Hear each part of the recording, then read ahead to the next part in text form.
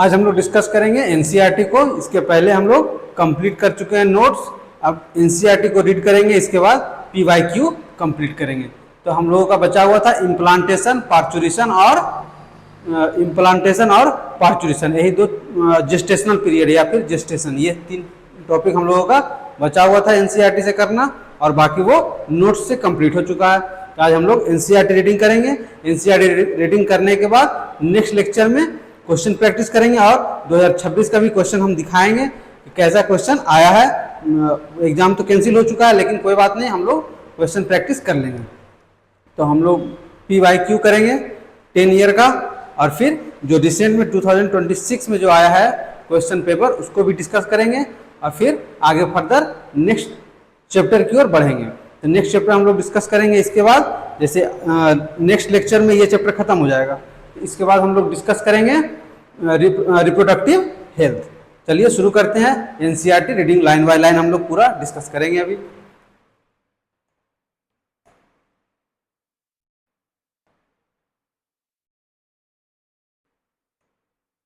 क्या बोल रहा है? Fertilisation and implantation.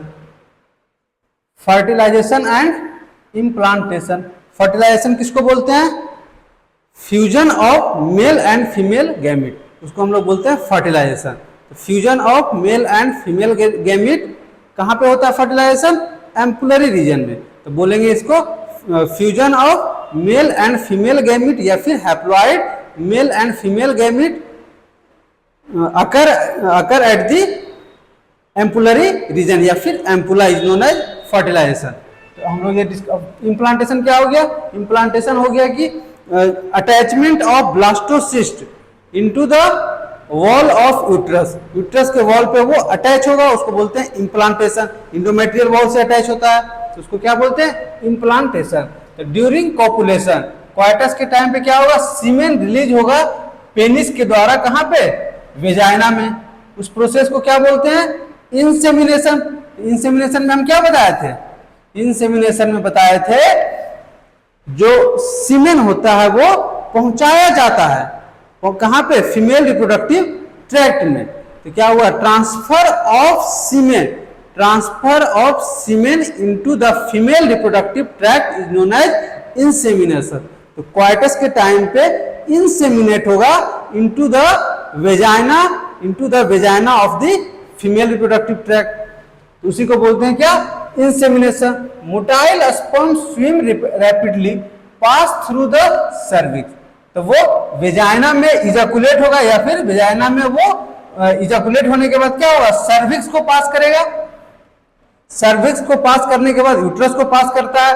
तो क्या बोल रहा है? सर्विक्स में पास होने के बाद, सर्विक्स से पास होने के बाद इंटर करता है into the uterus, and finally reach करेगा एम्पुलरी रीजन में, जो है प्रेजेंट फैलोपियन ट्यूब में। तो क्या बोल रहा है?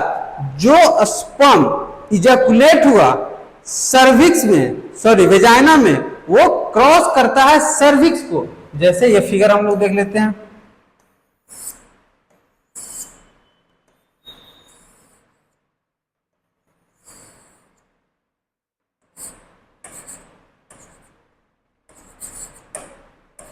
ये वेजाइना हो गया, ये सर्विक्स हो गया। तो क्या इजैकुलेशन कहां पे हुआ है? इजैकुलेशन हुआ है इस रीजन में। यहां से क्रॉस करेगा सर्विक्स को पहले स्पर्म, फिर जाएगा यूट्रस में। यूट्रस में इंटर करते हुए ये कहां जाता है? फैलोपियन ट्यूब में इंटर करता है, और वो पहुंचता है कहां पे? एम्पुला के पास, जहां पे फर्टिलाइजेशन होना है। तो वही बोल रहा है यहां पे क्या? The motile sperm swim rapidly, वो स्विम करते हुए पास करता है, पास थ्रू द सर्विक्स को पास करेगा, और पहुंचेगा कहां? Inter into the uterus. Cervix को पास करके कहां पहुंचता है? यूट्रस में पहुंचता है, and finally reach the ampullary reason. उसके बाद वहां पे फैलोपियन ट्यूब का एम्पुलरी रीजन के पास वो पहुंचेगा, जहां पे क्या होता है? ओवम आता है। The ovum released by the ovary is also transported to the ampullary region. मतलब क्या बोल रहा है? जो ओवम रिलीज हुआ, एक सेकेंड देखिए बताते हैं।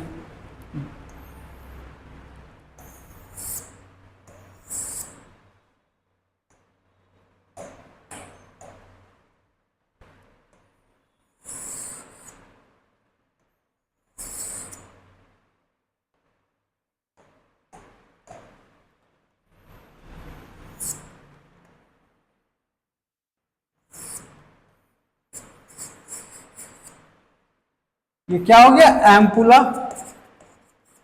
एम्पुला। इंसेमिनेशन हुआ वजाइना में,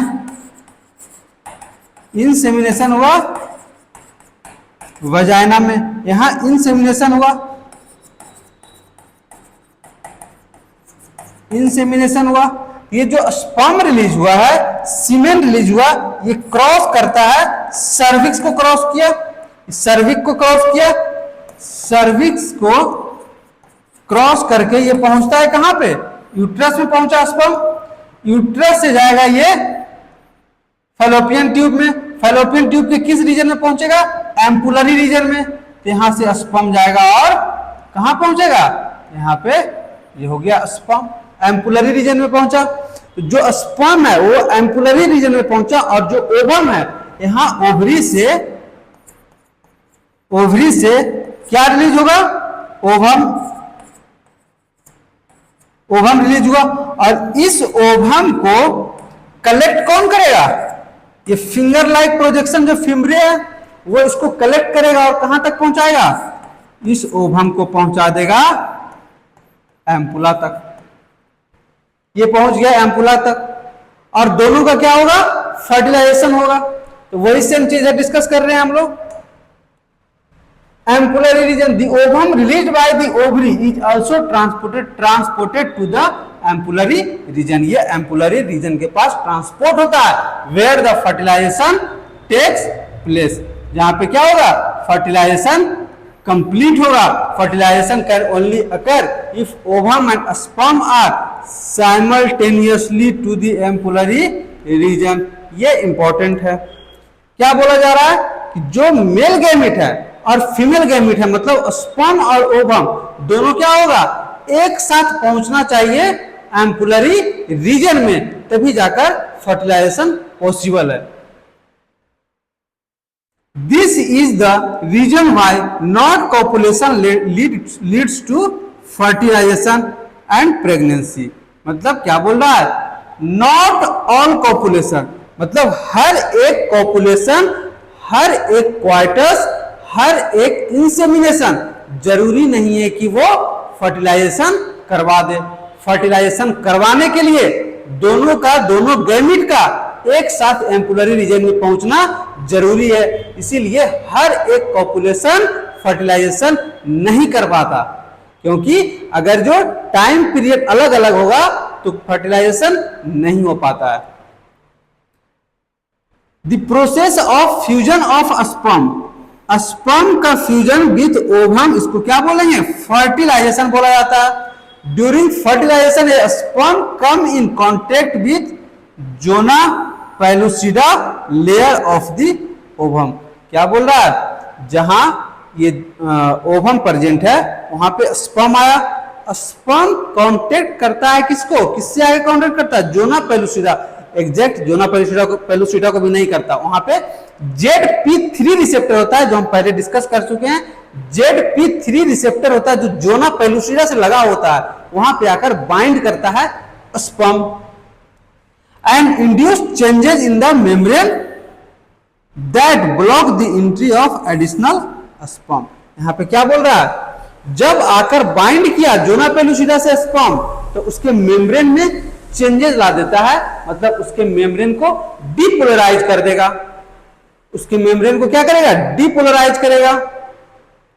जैसे ही डीपोलराइज होता है तो दूसरा स्पर्म इंटर नहीं कर पाता, दूसरा स्पर्म इंटर नहीं कर पाता है, तो वो दूसरे मतलब मल्टीपल स्पर्म को इंटर करने से वो रोकता है, ब्लॉक करता है। तो इसमें भी हम लोग दो तरीका पढ़े थे, एक फास्ट मेथड मतलब फास्ट ब्लॉक मेथड और एक स्लो ब्लॉक मेथड पढ़े थे। तो यहाँ पे तो सिर्फ ये लिखा हुआ है कि उसको मेम्ब्रेन में चेंजेस लाता है और फिर अनदर स्पर्म ऑफ एंट्री को रोकता है, लेकिन हम लोग उसको प्रॉपर डिस्कस कर चुके हैं।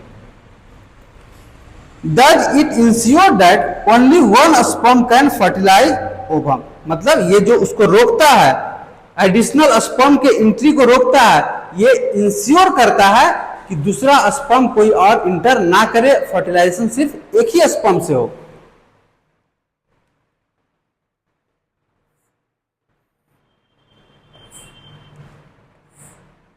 This secretion of the acrosome help the sperm enter into the cytoplasm of the ovum through zona pellucida and plasma membrane. क्या बोल रहा है? Secretion of acrosome. एक्रोसोम क्या सिक्रीट करता है? एक्रोसोम सिक्रीट करता है स्पर्म लाइसिन, जो ओवम के चारों तरफ 3 लेयर प्रेजेंट है, corona radiata, zona pellucida, hyaluronic acid, ये सब को ब्रेक करता है और वो इंटर करता है into the cytoplasm of the ovum. Cytoplasm, ovum के साइटोप्लाज्म में वो क्या करेगा? इंटर करेगा। This induce the completion of meiotic division of the secondary oocyte। हम क्या बताए थे? जो प्राइमरी oocyte है वो कन्वर्ट होता है सेकेंडरी oocyte में, लेकिन सेकेंडरी oocyte एक मैच्योर ओवम या फिर ऊटिड कब बनेगा? जब स्पर्म उसके कांटेक्ट में आता है, मेम्ब्रेन के कांटेक्ट में आता है। तो जैसे ही ओवम के मेम्ब्रेन के कांटेक्ट में आया स्पर्म, वो अपना मियोसिस 2 जो अरेस्टेड था मेटाफेज में, जो अरेस्टेड था मेटाफेज 1 में, उसको कंप्लीट करके वो मतलब एक मैच्योर ऊटिड का फॉर्मेशन कराएगा और उसके साथ एक सेकेंड पोलर बॉडी का फॉर्मेशन करवाता है, और इसको बोलते हैं अनइक्वल डिवीजन। मतलब जो मेन ऊटिड होगा, ओवम होगा, वो लार्जर इन साइज होगा, जबकि polar body smaller in size होता है। क्यों? क्योंकि साइटोप्लाज्म का डिफरेंस होना जरूरी है, इसलिए जो ओवम जो है उसमें ज्यादा न्यूट्रिशन चाहिए, उसमें ज्यादा क्या न्यूट्रिशन चाहिए, क्योंकि फर्दर उसको आगे डेवलपमेंट करना है। तो जो न्यूट्रिशन है वो अगर जो बराबर बराबर डिवाइड हो जाएगा तो पोलर बॉडी में भी ज्यादा न्यूट्रिशन चल जाएगा और इसमें भी कम रह जाएगा, तो उससे उसके कारण क्या होगा? डेवलपमेंट प्रॉपर नहीं हो सकता। इसलिए जो पोलर बॉडी है उसमें न्यूट्रिशन बहुत कम जाता है, और ये जो ओवम ऊटिड जो है इसमें ज्यादा साइटोप्लाज्म होगा तो ज्यादा न्यूट्रिशन होगा, ताकि वो फर्दर डेवलपमेंट करवा पाए जाइगोट का। This secondary meiotic division also unequal, यही बात बता रहे हैं, अनइक्वल होता है, and result in the formation of second polar body. Second polar body का फॉर्मेशन होगा और एक हैप्लॉइड ओवम का फॉर्मेशन होता है, जिसको ऊटिड बोलते हैं। Soon these haploid nucleus of the sperm and that of the ovum fuse together to form a diploid zygote। एक जायगोट का फॉर्मेशन करेगा। How many chromosome will there in zygote? Zygote में कितना क्रोमोसोम रहेगा? जब ये जायगोट डिप्लॉयड हो गया है, तो इसमें क्रोमोसोम का नंबर 46 रहता है। इसमें क्रोमोसोम का नंबर कितना होगा?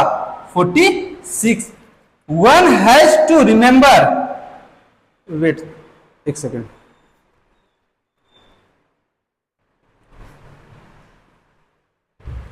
चल थोड़ा सा चेक कर रहे थे कि कैमरा सही चल रहा है कि नहीं। How many chromosome will be there in zygote? तो 46 हो गया। One has to remember that the sex of the baby has been decided at this stage itself. मतलब जो जायगोट का फॉर्मेशन हुआ, जो गैमेट का फ्यूजन हुआ, उसी टाइम पे डिसाइड हो जाता है कि जो बेबी है, जो जायगोट से जो नया फीटस का फॉर्मेशन हो रहा है, न्यू बेबी का फॉर्मेशन हो रहा है, उसका सेक्स क्या होगा, वो मेल होगा या फिर फीमेल होगी, वो फर्टिलाइजेशन के टाइम पे ही डिसाइड हो जाता है। Let us see how, as you know that chromosome pattern in human male is XX, that in case of female is XX, that in the male is XY। तो mail में क्या है XY या female में XX है। तो इस chromosome क्या होता है? एक ऑटोसोम होता है, एक सेक्स क्रोमोसोम होता है। रुको हम इसको भी डिस्कस कर देते हैं। टोटल 46 क्रोमोसोम होता है, टोटल 46 क्रोमोसोम्स होता है। ये हो गया डिप्लॉयड कंडीशन। जब हैप्लॉयड बनेगा तो क्रोमोसोम का नंबर कितना होगा? 23 हो जाएगा। जब क्रोमोसोम का नंबर 23 होता है तो इसमें सेक्स क्रोमोसोम और ऑटोसोम को देखेंगे तो यहाँ पे क्या होगा? सेक्स क्रोमोसोम X या Y होता है, उसके साथ कितना हो जाएगा? 22 ऑटोसोम। मतलब जब क्रोमोसोम 46 है तो इसमें 44 प्लस एक्स वाई, तो क्या हो गया 44, 45, 46, तो ये हो जाता है ऑटोजोम। और ये सेक्स डिटरमाइनिंग है, तो इसको क्या बोलेंगे, सेक्स क्रोमोजोम।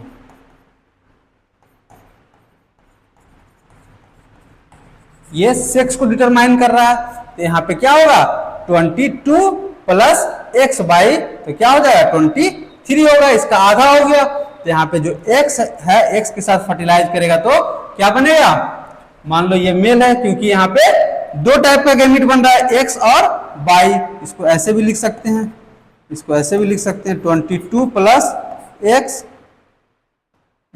और दूसरा गैमीट हो गया 22 प्लस वाई। यहाँ पे मान लो कोई फीमेल है,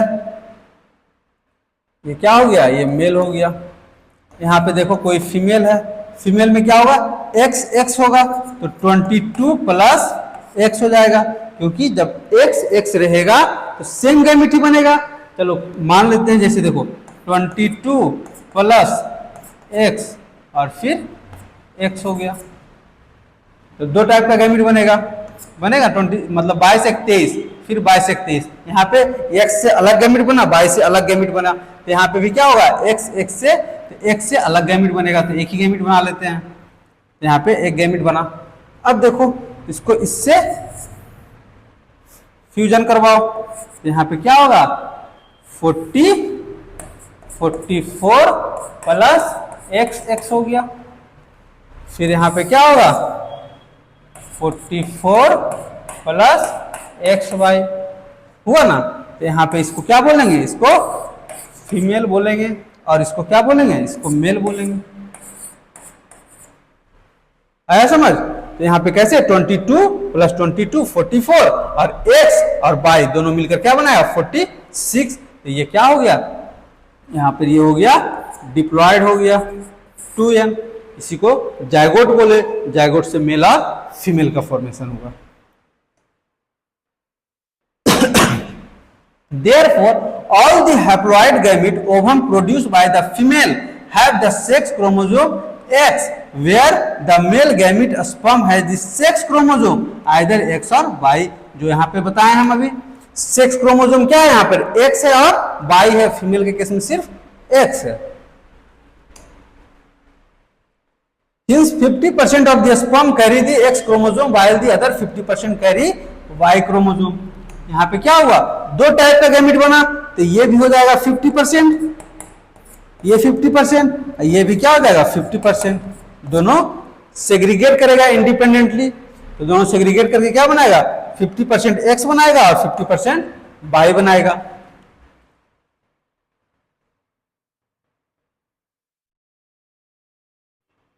X chromosome while the other 50% carry Y chromosome. After fusion of the male and female gametes, the zygote would be carry either XX or XY। जो यहाँ पे बेबी का फॉर्मेशन होगा, जो जायगोट बनेगा, यहाँ पे जो जायगोट बनेगा आइदर XY होगा या फिर XX होगा।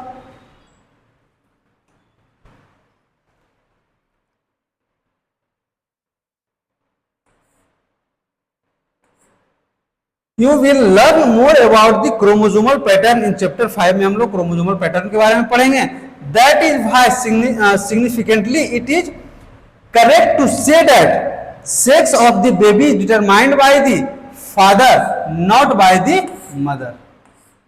क्या बोल रहा है कि जो सेक्स है वो बच्चा मेल होगा या फीमेल होगा, वो कौन डिसाइड करेगा, मेल पार्टनर डिसाइड करता है, नॉट फीमेल मतलब फादर डिसाइड करते हैं। जबकि समाज में क्या बोला जाता है, अगर जो किसी को बार बार लड़की हो रही है, फीमेल बेबी हो रही है, तो बोलता है क्या, ये फीमेल जिम्मेदार है कि उसको मेल बच्चा नहीं हो रहा है। लेकिन ऐसा नहीं है, होता क्या है कि जो मेल होता है, जो फादर होता है, वो डिसाइडिंग फैक्टर रखता है, क्योंकि उसके पास क्रोमोसोम, सेक्स क्रोमोसोम क्या है, एक्स एंड वाई है। तो जब वाई के साथ फर्टिलाइजेशन होगा तो मेल का फॉर्मेशन होगा, और एक्स के साथ फर्टिलाइजेशन होता है तो फीमेल का फॉर्मेशन होता है। तो बेबी का सेक्स जो है डिटरमाइन कौन करेगा, फादर करेगा, not mother. The mitotic division start at the zygote move through the isthmus of the oviduct called cleavage. क्या बोल रहा है, जो जाइगोट का फॉर्मेशन होगा, देखो यहां से क्या फर्टिलाइजेशन के बाद जाइगोट का फॉर्मेशन होगा। यहां मान लो क्या हुआ, फर्टिलाइजेशन, कलर चेंज कर लेते हैं।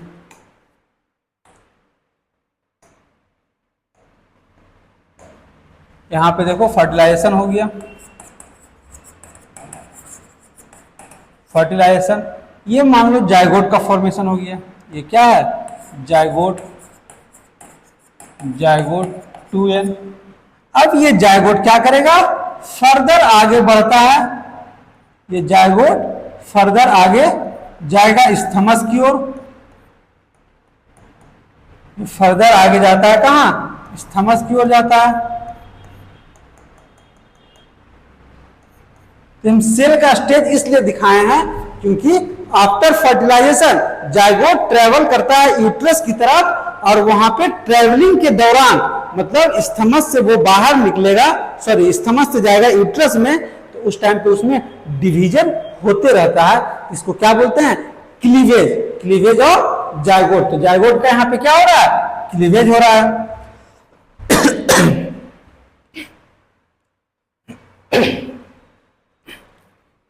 The mitotic division start at the zygote moves through the isthmus से मूव किया, कहां से मूव किया, स्थमस से। इसको क्या बोल रहे हैं,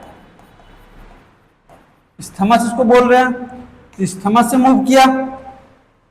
of the oviduct called cleavage, और जो मूवमेंट है उस टाइम पे सेल का डिवीजन भी हो रहा है, इसलिए उसको बोलते हैं क्या, cleavage. Cleavage toward the uterus, uterus की ओर हो जा रहा है, and form 16 daughter cell called blastomere. Blastomere बोला जाता है 16 सेल स्टेज को। ये हो गया 8 सेल स्टेज, 8 सेल स्टेज। अब इसके बाद बनता है 16 सेल स्टेज। तो 16 सेल स्टेज को, सॉरी 8 और 16 सेल, तो 16 सेल स्टेज को क्या बोला जा रहा है, ब्लास्टोसिस्ट। फिर ब्लास्टुला के बाद बनेगा क्या, सॉरी यहां पे पहले बनेगा मोरुला, फिर 16 सेल स्टेज में जाएगा तो इसको बोलते हैं ब्लास्टुला या फिर ब्लास्टोसिस्ट बोला जाता है। तो ये क्या बोल रहा है, 16 डॉटर से 16 सेल स्टेज को क्या बोला जा रहा है, ब्लास्टोमियर, या फिर इसी को बोलते हैं क्या, blastocyst. Embryo with 8 to 16 cell, embryo with 8 to 16 cell, blastomere is called morula. जब 8 सेल स्टेज में होता है, 8 सेल स्टेज में होता है तो उसको बोलते हैं अर्ली मोरुला। फिर 8 से 16 सेल स्टेज में जाता है तो उसको बोलते हैं लेट मोरुला। फिर उसी को क्या बोला जाता है, ब्लास्ट, उसको वो किस में कन्वर्ट होगा, ब्लास्टोसिस्ट, मतलब 16 सेल स्टेज से जाएगा तो आगे उसको ब्लास्टोसिस्ट बोलते हैं। लेकिन यहाँ पे क्या लिखा हुआ है कि 16 सेल स्टेज को ब्लास्टोमियर बोला जा रहा है, ब्लास्टोसिस्ट बोला जा रहा है, सॉरी ब्लास्टोमियर लगता है लिखा हुआ है। एक सेकेंड वेट, यहाँ पे क्या, सॉरी हाँ, डॉटर सेल को ब्लास्टोमियर बोला जा रहा है, हम थोड़ा उल्टा बोल दिए।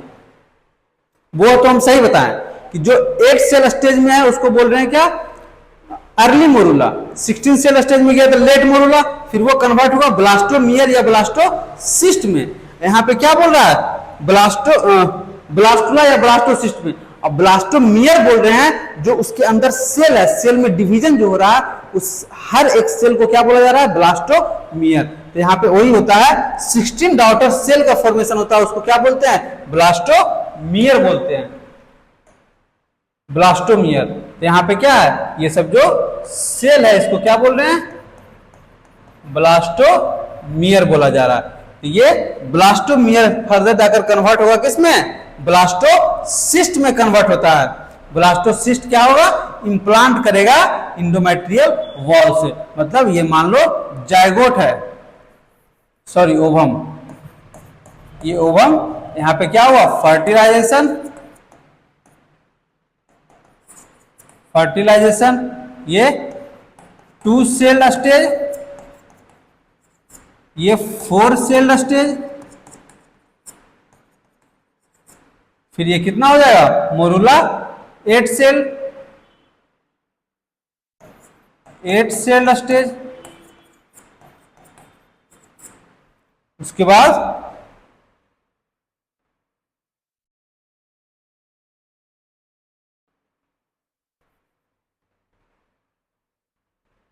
इसको बोलेंगे अर्ली मोरूला, अर्ली मोरूला। इसको बोलते हैं लेट मोरूला, लेट मोरूला। फिर उसके बाद क्या बना, ये बन गया क्या, ब्लास्टोसिस्ट। अब ब्लास्टोसिस्ट का इम्प्लांटेशन होता है, मतलब यहां से यहां तक यही क्लीवेज का डिवीजन, मतलब जो जायगोट है उसका डिवीजन चल रहा है, इसी को बोलते हैं क्लीवेज। और ये जाकर कहां पे अटैच होगा, इंडोमेट्रियल वॉल से, इसी को बोलते हैं इम्प्लांटेशन। तो ब्लास्टोसिस्ट का क्या हो रहा है, यहाँ पे ब्लास्टोसिस्ट का इम्प्लांटेशन हो रहा है। तो आगे हम लोग देखते हैं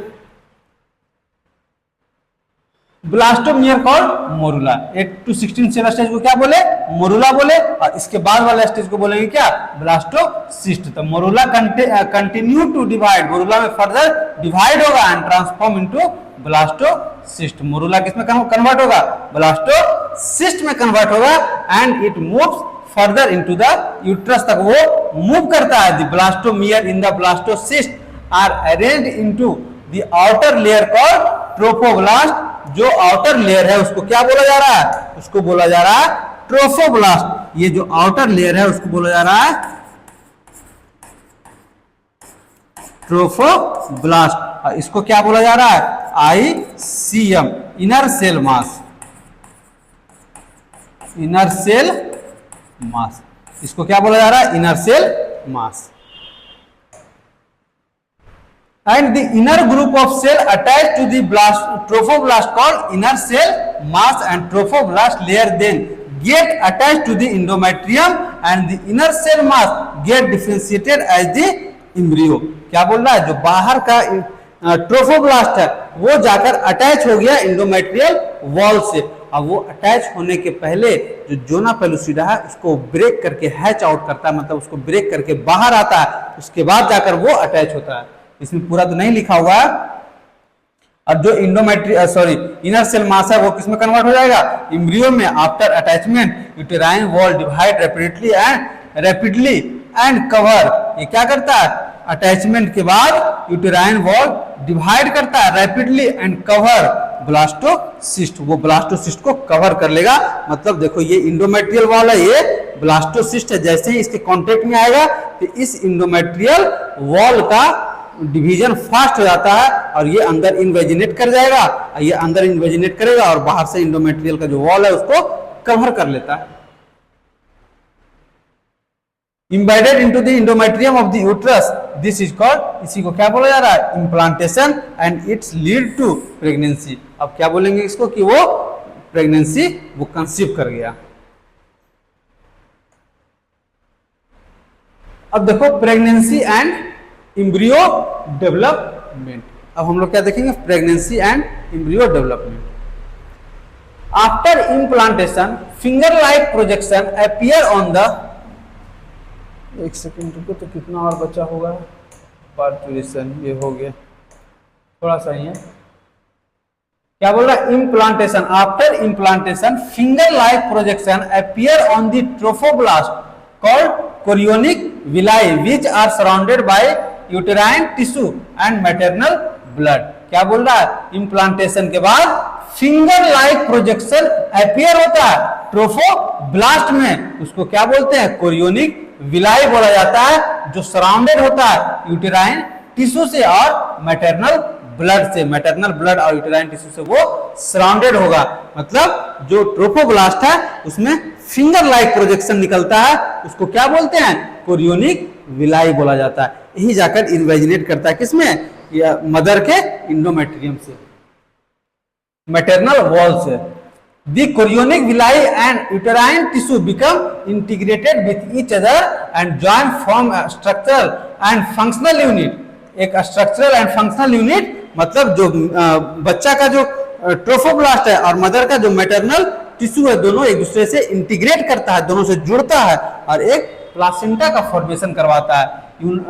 functional structural and functional unit between the developing embryo and maternal body, इसको क्या बोलते हैं, प्लासेंटा बोला जाता है। The placenta facilitate the supply of, क्या सप्लाई करेगा, oxygen, nutrients to the embryo and remove करेगा carbon dioxide and excretory waste material produce by the embryo. मतलब जो यूज करने का चीज है न्यूट्रिशन वगैरह वो तो जाएगा फीटस के पास, मदर से फीटस के पास, लेकिन जो यूज करने के बाद वेस्ट मटेरियल का फॉर्मेशन हो रहा है वो कहां जाएगा, फीटस टू मदर के पास। मतलब ऑक्सीजन को यूज किया और CO2 जो रिलीज करेगा वो जाएगा कहां पे, मदर के पास जाएगा। The placenta is connected to the embryo through the umbilical cord. Placenta क्या होता है, कनेक्टेड होता है एम्ब्रियो से, किसके थ्रू, अम्बिलिकल कॉर्ड के थ्रू कनेक्टेड होता है, help in transport of substance and from the embryo. Placenta also act as an endocrine tissue. ये जो प्लासेंटा है ये कैसा बिहेव करता है, एक प्लासेंटा जो है एक इंडोक्राइन टिश्यू की तरह बिहेव करता है, इंपॉर्टेंट है, इंडोक्राइन टिश्यू की तरह बिहेव करेगा और प्रोड्यूस करेगा सेवरल एंजाइम, बहुत सारा एंजाइम प्रोड्यूस करता है जिसमें क्या है, HCG ह्यूमन कोरियोनिक गोनाडोट्रोफिन और human placental lactogen. Human placental lactogen ये दोनों बहुत ज्यादा इंपॉर्टेंट है। एस्ट्रोजेन उसके साथ प्रोजेस्ट्रोजेन भी रिलीज करता है। In the latter phase of pregnancy the hormone called relaxin. Latter phase मतलब जब बेबी का डेवलपमेंट हो जाता है तो लास्ट फेज में जाकर रिलैक्सिन भी प्रोड्यूस करता है। Is also secreted by the ovary.